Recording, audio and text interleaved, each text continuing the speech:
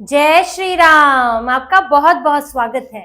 स्वतंत्रता दिवस की आप सभी को बहुत बहुत शुभकामनाएं। आज बात करते हैं दिल्ली से लेकर पश्चिम बंगाल तक हो रहे ड्रामे की। वो ड्रामा जो चुनाव आयोग के खिलाफ हो रहा है, जो एसआईआर के खिलाफ हो रहा है, जो फर्जी वोटर लिस्ट, फर्जी नामों के आधार पर हो रहा है और जिसमें रोज नित्य नए नए कार्यक्रम किए जाते हैं और चुनाव आयोग के रास्ते में रोड़े अटकाए जाते हैं। लेकिन जहां दिल्ली में ये जिस चीज का विरोध करते हैं, पश्चिम बंगाल तक जाते जाते उसी पर चुप्पी साध लेते हैं। ममता बनर्जी, जिनकी नेता महुआ मोइत्रा यहाँ दिल्ली में विरोध प्रदर्शन करते करते बेहोश हो गई, इनके नेता गिरफ्तारी देने को तैयार थे। वही ममता बनर्जी अब फर्जी वोटों को लेकर पश्चिम बंगाल में चुप्पी साधे हुई है। फर्जी वोट चढ़ाने वाले अधिकारियों पर एक्शन नहीं ले रही है और उल्टा उन्हें बचा रही है।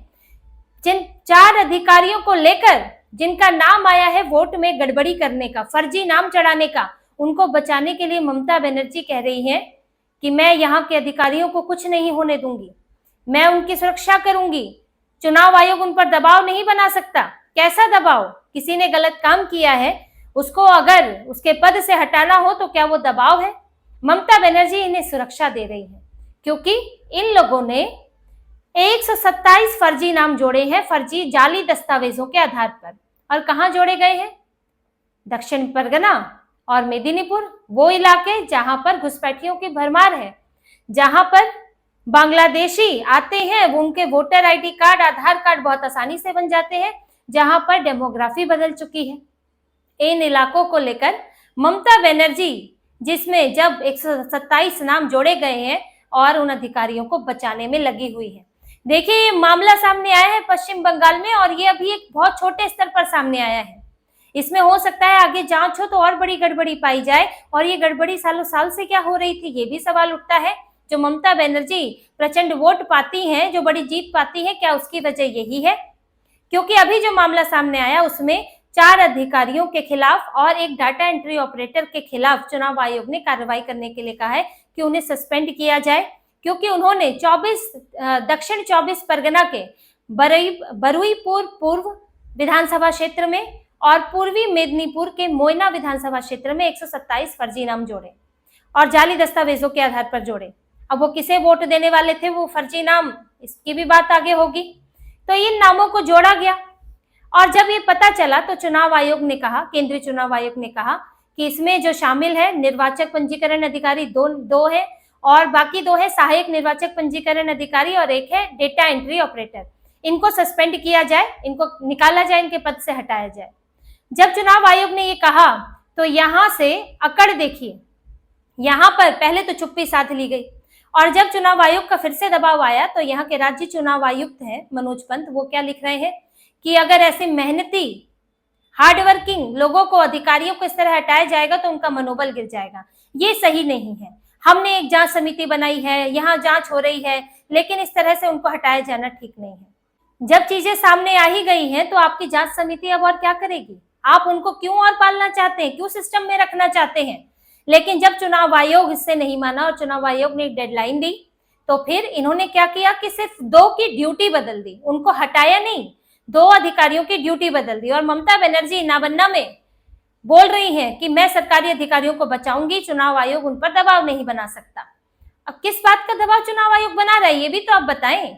आखिर वो सरकारी अधिकारियों को आप कह रहे हैं कि चुनाव आयोग टारगेट कर रहा है, तो किस आधार पर कर रहा है? ऐसा क्या कर रहे थे वो कि वो टारगेट कर रहा है? या फिर आप ये कहें कि वो हमारे लिए काम कर रहे थे और चुनाव आयोग, बीजेपी ऐसा नहीं चाहती, ऐसा भी तो आप नहीं बोल रही हैं। तो फिर किस लिए? अब जब उनके खिलाफ सबूत हैं, उनके खिलाफ मामला सामने आया, आप एक्शन क्यों नहीं ले रहे हैं, एफआईआर क्यों नहीं कर रहे हैं? लेकिन इस पर कोई जवाब नहीं है।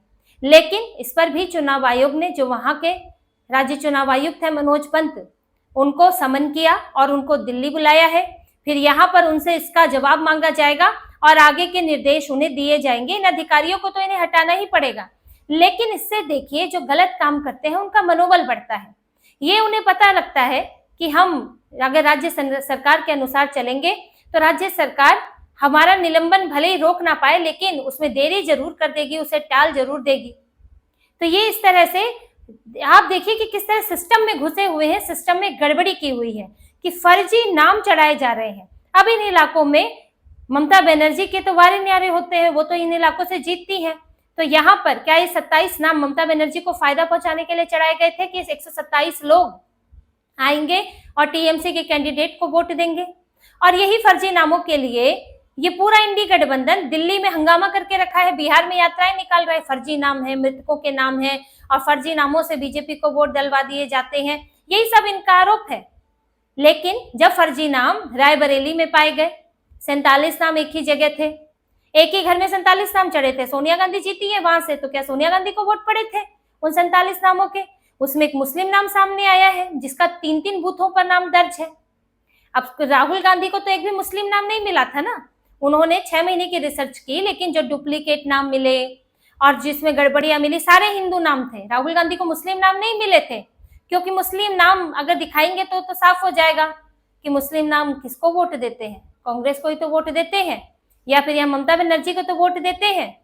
तो ये लोग अपने ही जाल में फंस जाते हैं। और यही अभी पश्चिम बंगाल में हो रहा है कि यहाँ ये फर्जी वोटों के खिलाफ आंदोलन करने की बात कर रहे हैं, और जब पश्चिम बंगाल में फर्जी वोटर लिस्ट में चढ़ाने पर जिन अधिकारियों को निकालने की बात हो रही है, तो वो उनको लेकर अड़ी हुई है ममता बनर्जी। अब राहुल गांधी बोले, जाए जरा पश्चिम बंगाल में और बोले कि नहीं इन अधिकारियों को निकालो। ये लोग चाहते हैं वोटर लिस्ट में सुधार से, तो इनको कोई मतलब नहीं है। वोटर लिस्ट में कुछ गड़बड़ियां समय के साथ हो जाती हैं, कुछ गड़बड़ियां ममता बनर्जी के राज में जो हो रही हैं वो भी की जाती हैं जानबूझ के। लेकिन जब एसआईआर जैसी चीजें होती हैं तो इन्हीं गड़बड़ियों को हटाने के लिए होती हैं कि एक बड़े स्तर पर जांच की जाए और फिर जो वोटर लिस्ट है उसका शुद्धिकरण किया जाए, उसमें से जो फर्जी नाम है, गलत नाम है, वो नाम हटाए जाए। उसके बाद भी कुछ चीजें रहती हैं। तो ड्राफ्ट लिस्ट आई है, ड्राफ्ट लिस्ट के बाद एक फाइनल लिस्ट आएगी, और फाइनल लिस्ट के बाद भी मौका हमेशा रहता है कि हम अपने दस्तावेज देके अगर कुछ गलत है तो उसको हम ठीक करवा सकें।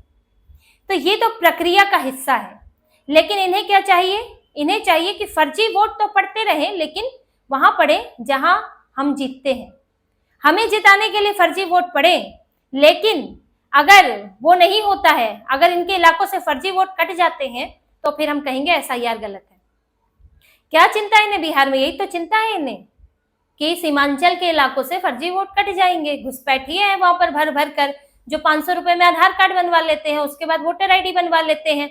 यही तो चिंता लगी हुई है। और किस बात की इन लोग को चिंता है? क्यों एसआईआर का विरोध हो रहा है? इसी वजह से हो रहा है। ममता बनर्जी को क्यों चिंता है? सबसे ज्यादा मुखर जो है कांग्रेस के बाद वो ममता बनर्जी हैं, जिन्हें चिंता सता रही है कि अब अगला नंबर पश्चिम बंगाल का है, क्योंकि पश्चिम बंगाल में चुनाव है और यहाँ पर ये जो फर्जी नाम इन्होंने चढ़ाए हुए हैं, एसआईआर होगा तो फिर उसके बाद ये फर्जी नाम तो हटाने पड़ेंगे, फिर तो लिस्ट से गायब हो जाएंगे।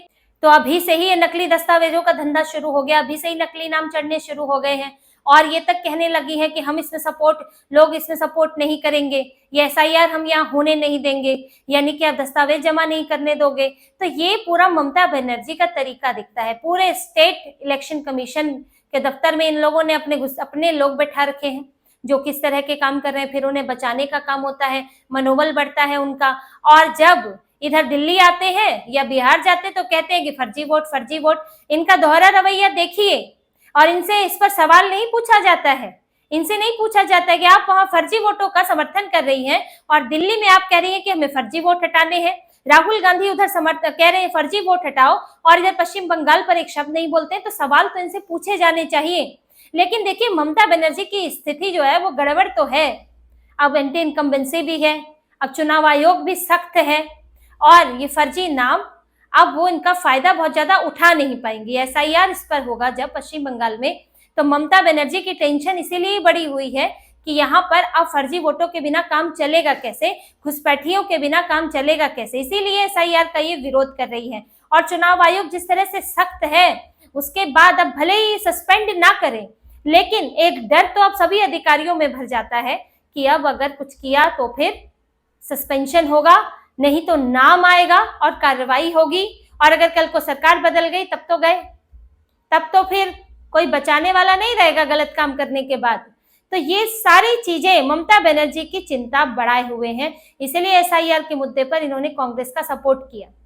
अभी तक इन्होंने कांग्रेस को किसी मुद्दे पर ही सपोर्ट नहीं कर रही है, लेकिन सिर्फ एसआईआर पर इन्होंने सपोर्ट किया क्योंकि इनकी चिंता अपने चुनाव को लेकर है कि वहां जो इन्हें वोट पड़ता था अब इस बार वो वोट पड़ पाएगा या नहीं, या फिर अब लिस्ट के बाद हकीकत सामने आ जाएगी कि आखिर ममता बनर्जी को बंगाल के लोग कितना चाहते हैं।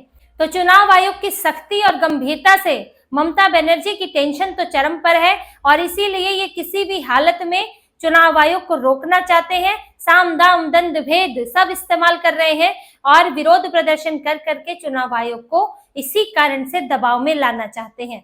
तो इसी तरह की और खबरें और विश्लेषण आपके लिए लाते रहेंगे। हमसे जुड़े रहिए, सब्सक्राइब कीजिए, कमेंट कीजिए। बहुत बहुत धन्यवाद। जय श्री राम।